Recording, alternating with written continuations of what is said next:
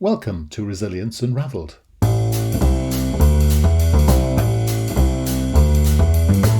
Hi everybody and welcome to Resilience Unravelled, a podcast that examines all aspects of personal and organisational resilience. A huge all-encompassing subject that covers the ability to thrive in life by harnessing your cognitive, emotional, physiological and contextual abilities. I share stories from people who have thrived despite remarkable obstacles, as well as highly successful practitioners and experts across a range of topics. And this podcast introduces their amazing stories and expertise, as well as my own reflections, perspectives, strategies and tips, which come from my own synthesis of themes and trends from wider learning. You can go to qedod.com/extras to access offers, tools and resources, including free articles and ebooks. For those of you that would be interested in supporting our work and contributing more proactively, you can find our new Patreon page at patreon.com. Then search for Resilience Space Unravelled. So, let's get started. Enjoy the show. So today, another unusual event in the life of podcast land for us, because very rarely are we blessed and excited to have someone back for a second time. In fact, it's only happened twice before. And Dr. Christine Adams was with us once before and actually had a fantastic podcast episode. And she was so brilliant. We knew she was doing some work with resilience in children. And we thought, wouldn't it be a great idea to get her back and help us all in these very strange times understand the sort of effects and things that children could be getting up to really help with their mental health and emotional well-being and such like. So good afternoon, Dr. Christine. How are you? Good afternoon, Dr. Thackeray. I am well. Thank you. Good. And your beautiful American accent heralds the fact that you're somewhere exotic and exciting. Yes, I'm in the northernmost southern state of Kentucky, where we have horses and bourbon. Right.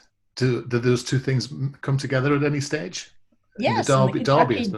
Yeah, the exactly. Kentucky Derby. The Derby. Even I've heard of the Kentucky Derby. Brilliant. Okay. Well, thank you so much for coming back. And tell us what you're going to be discussing today. I'm going to be talking about 7 good things children can learn from quarantine. Okay. During lockdown that we've had across the world.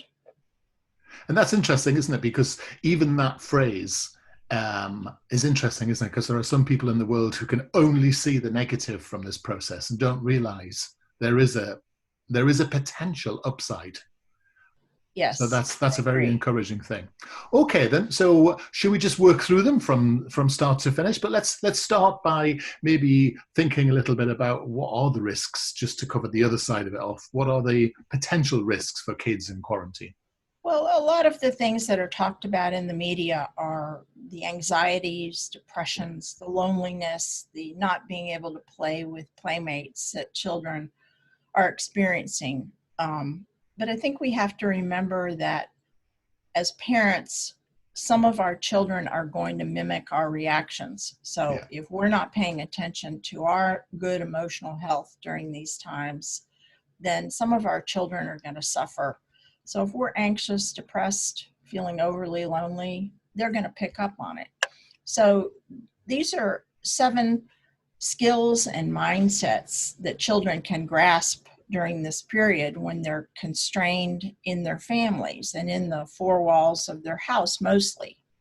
And would it be fair to say that these 7 things, and they're all extraordinarily practical and pragmatic, they actually need a parent who's going to be engaged enough to make these things happen? It's not going to happen by accident, is it? If you're a poor parent normally and you've been a poor parent during lockdown or quarantine, it's unlike, and these are the things potentially a child could be missing out on. Yeah, of course, if you're all in the same house, parents are going to be with you. So these are things that parents can help their children and be on the lookout for to make sure that they acquire these skills. Yeah. Okay, well, let's dive into this list. I do like a list. Okay, well, I just want to say that Go on, then. Yeah. We've got to remember hardship builds resilience. Correct. So Yeah, I agree. anytime in life you're hitting a brick wall, something is blocking you from accomplishing what you want to do, from being able to pursue something, you've got to think, okay, how can I get around this obstacle? Yeah. And when you think that, you think, well, I have to think outside the box. I have to come up with new things. Great. Now, if as a child you have had some experiences where you've had to come up with something new, like in the coronavirus lockdown, then you're going to build your own resilience so that later on in adult life, you can look back and say, oh, I remember when we were all locked down in the family and I learned how to do X or Y. Yes. And now here I am an adult and I'm in a situation and I can remember that and apply that to this situation now. Yes. Yes. Good. Makes So sense. the first thing is you can help your children explore how to be patient. Right. Now you have to remember that children don't really learn a concept of time until they're about 10. So you can link the child's own experiences with waiting things out. You can say to them, well, remember how long it took for you to heal your broken arm, or how long it takes every year to get to your birthday?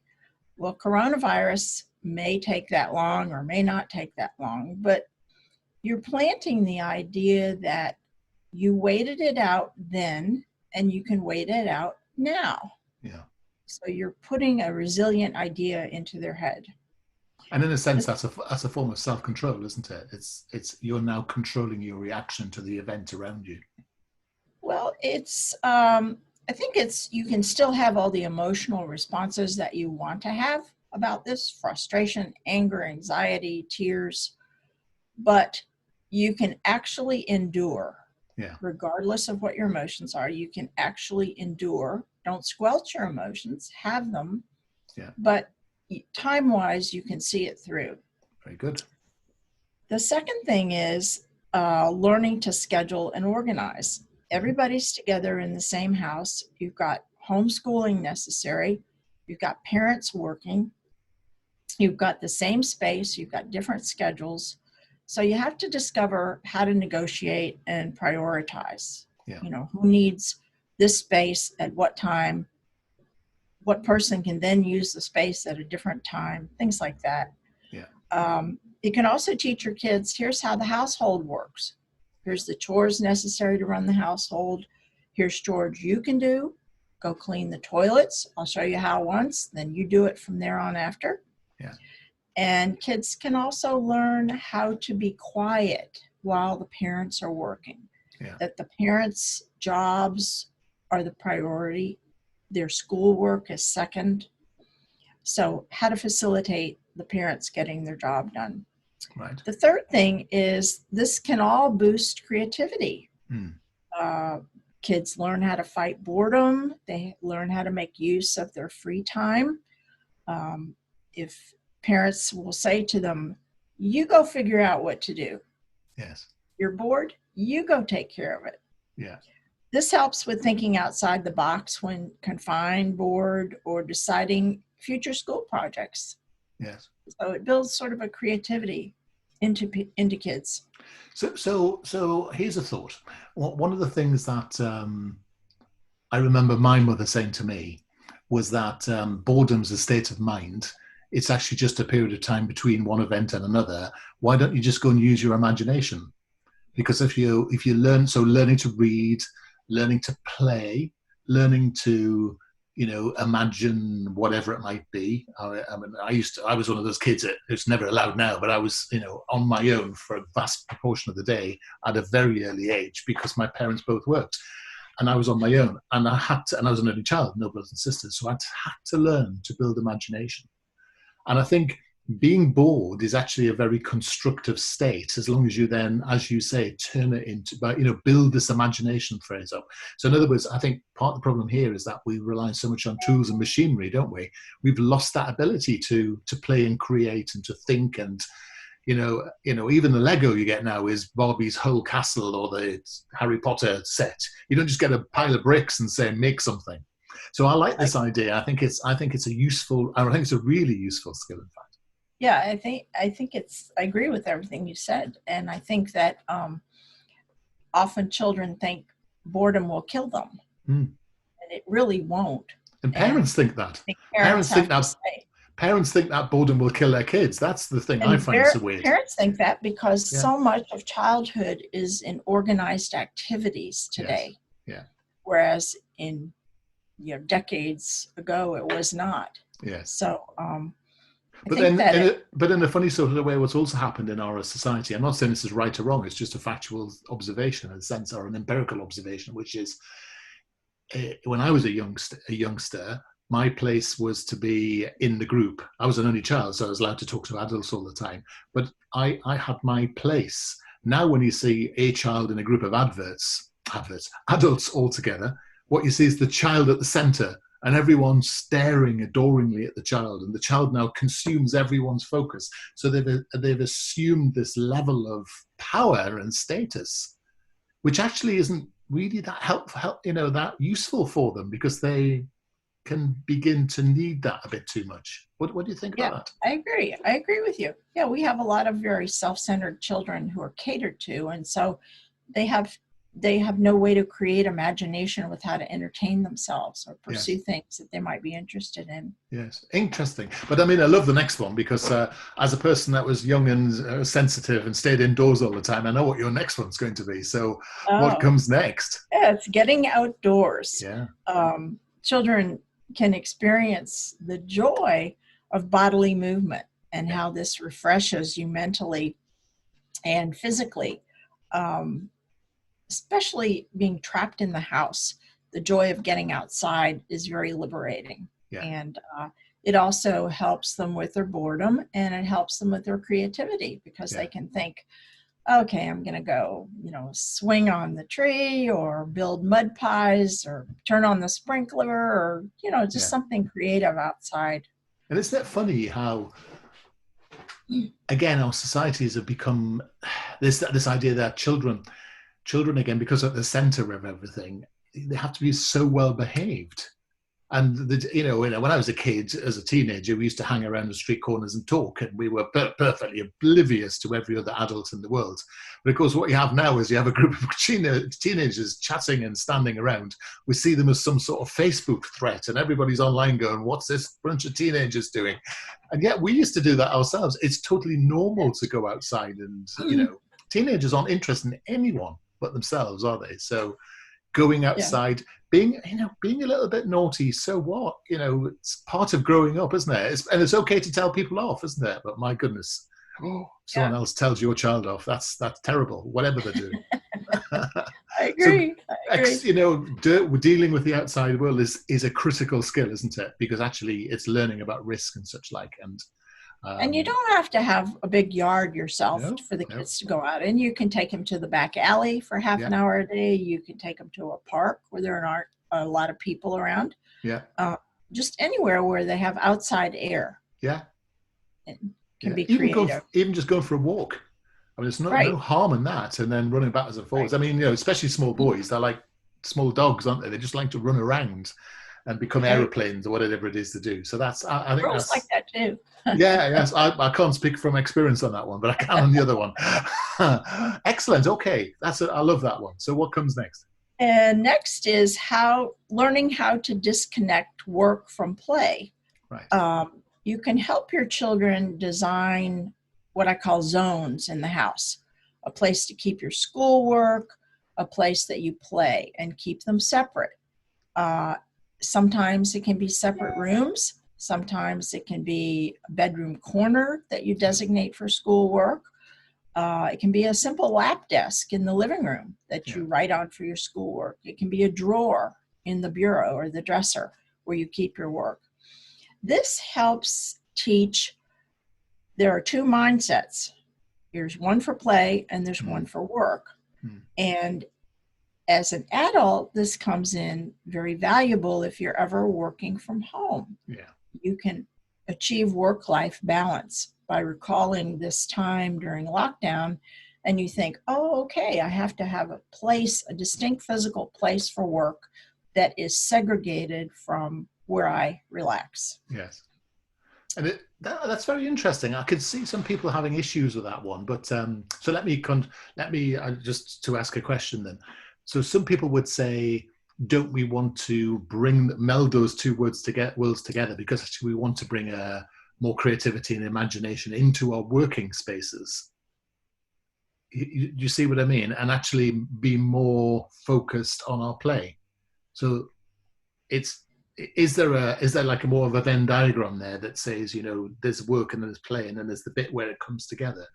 No, I'm open to be educated otherwise. I just wondered. I think for children, having a designated place to do schoolwork is very helpful to get them to focus on work.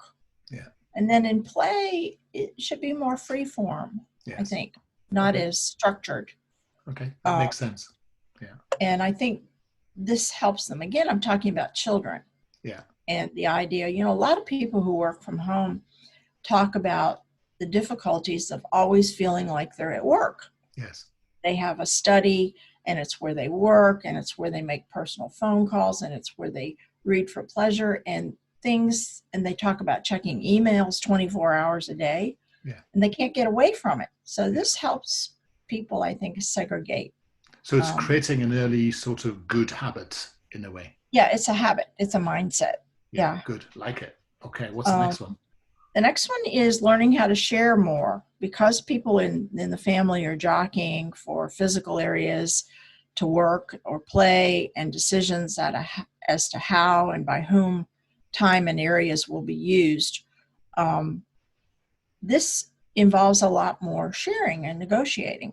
Who's going to work where and when, who has priority, who's at the bottom of the totem pole, who's second. So this prepares you for living in close quarters with others when you become an adult, dormitories, apartments, and in marriage. Yes. You have to share space and time. Is there a sort of a risk with this one that you will get like a Lord of the Flies effect, where you actually reinforce the dominance of the alpha child and the submissiveness of other children? Or actually, are you saying you need to teach them the processes to learn how to share? Well, I think the processes, but you also as a parent have to be cognizant, aware of which of my children are alpha children that need to not always be given their way, and which are more submissive children who are willing to give up their way to somebody else.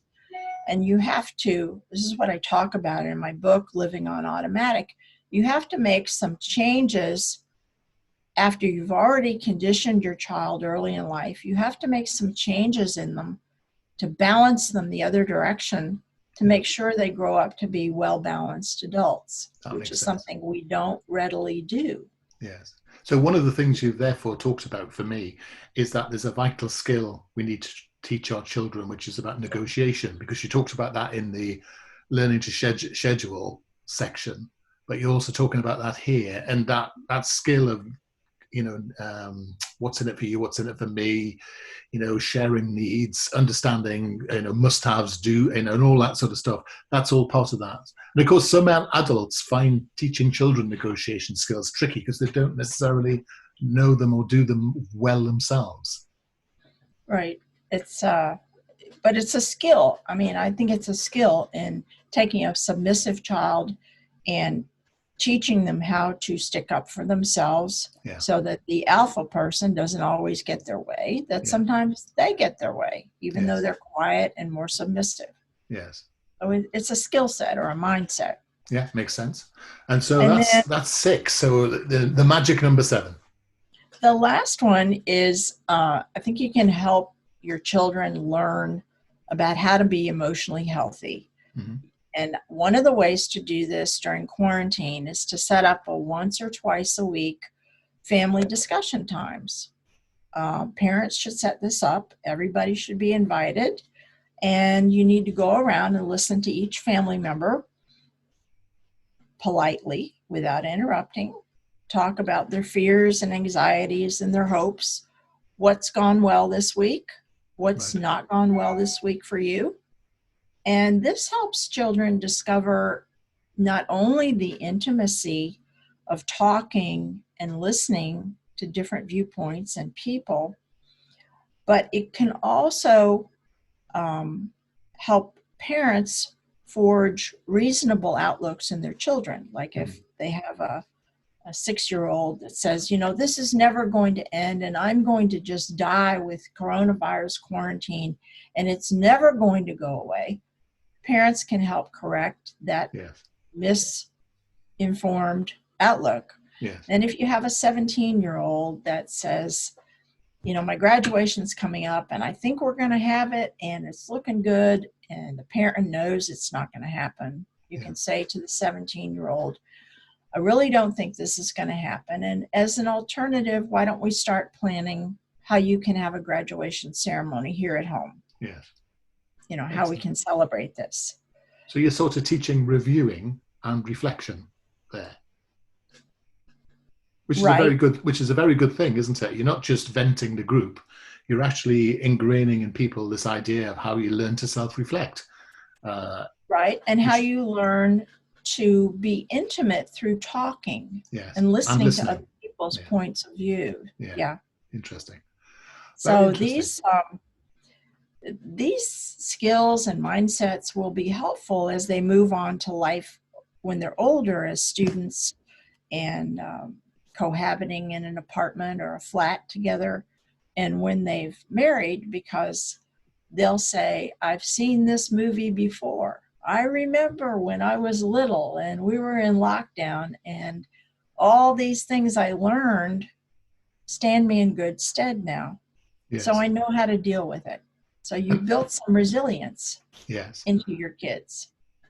And of course, that's going to help with relationships, and it's going to help with understanding how you deal with emotions as life progresses. And I think, I think you talk about this in your new book, don't you? So tell me a little bit about this, if you would, please. Well, the book is about, it's by 2 psychiatrists, and we talk about our 80 years of experience doing long-term psychotherapy with people of all ages. And there were several thousand people that we worked with over 80 years that we got to know in depth. And we realized that people are not raised in a reasonable, balanced way. They're raised in 2 very skewed personality patterns. So we talk about those in the book, and we talk about how the skews in personalities means that when you enter into relationships, you're entering into relationships in a skewed way with skewed people. And so you're going to have problems, especially cropping up in midlife, divorces and affairs and conflict with your children and conflict with your in-laws and things like that. So the book is about that and how to find a way out of the mire of relationship conflict, what you have to do differently from how you raise your kids to how you negotiate relationships and how you understand yourself and other people. Right. And who's this book for? I mean, it's, a lot of these books are often accused of being sort of books for women. And I noticed one of the quotes on Amazon in one of your reviews that says, this is not a book, just a book for women. Men can read this too. So who are you thinking about when you wrote this book? Well, what we're thinking about is all the people who either don't have good access to good therapy or who've had bad therapy or who don't have any access and who want to learn more about themselves and their relationships. So it's written for general readers. It's not for psychiatrists. Yes. It's not for professionals, although many professionals have read it and found it helpful. Yes. It's a new way of looking at people based on sort of Pavlovian conditioning early in life. We call it emotional conditioning, and the type of therapy we used, we call deconditioning psychotherapy. Right. And what sort of definition of personality do you use? Because there's many I'm doing that sort of practitioner thing of getting too interested in it. I'll tell you what, I'll read the book. That would be quicker, wouldn't it? Okay. Because it sounds like exactly the sort of book I read a lot of, and I'm very excited about it. And, it's very rare to see, how snarky Amazon readers are. I mean, all of your stars, all of your reviews are 5 stars. I mean, either that's cost you a serious amount of money or this is one heck of a good book. No, they're honest reviews by people that I don't know. Yes, that's very good. So now you mentioned earlier that you had some free resources that people could avail themselves of as well. I do on my website, drchristineadams.com, where doctor is DOCTOR. Yeah. I do have 2 free reports. One is about children, one is for adults, that you can download if you sign up and give me your email, and I'll also enter you for the newsletter that I send out. And on the website, I've got hundreds of blogs that I've posted, and there'll be links to my Psychology Today blogs. I'm a blogger with them. And there are also links to how to buy the book. It's available on Amazon.uk, Amazon in the US, Barnes & Noble, Walmart, Target, and from the publisher, Praeger, Praeger. Yeah. And then I'm going to be starting up book club discussion groups for people that want to have book clubs and invite me to discuss the book with them, small groups of people. Yeah. So all that's on the website, and as well as lots of podcasts, radio interviews, articles, things like that. Fantastic. So the website is drchristineadams.com, spelled out. And the book's available on amazon.co.uk as well as amazon.com. It's called Living on Automatic, How Emotional Conditioning Shapes Our Lives and Relationships. You've been listening to Dr. Christine Anderson. Call you Anderson twice in one sentence. Christine, I do apologize. You've been listening to Dr. Christine Adams talking resilience in children today with all sorts of interesting tips and guidance for helping children learn something from quarantine. It's been a blast. I've really enjoyed it. Thank you. Yes, thank you very much. I have too. Super. Thank you so much for spending time with us today, and I hope to see you again soon. All right. Thank you very much. You take care. Bye. Hi, everybody. I hope you found that episode useful and interesting. Feedback is always welcomed, and if you are in the mood to subscribe to us or even leave a comment on iTunes or Stitcher, that would be amazing. If you want to suggest ideas or even people you would like me to interview, then reach out to us at qedod.com/contact. As I said earlier, you can go to qedod.com/podcasts for show notes or follow the links. And you can go to qedod.com/extras to access offers, tools and resources, including free articles and ebooks. For those of you that would be interested in supporting our work and contributing more proactively, you can find our new Patreon page at patreon.com. Then search for Resilience Unraveled. I look forward to being in your ear next time around. Take care.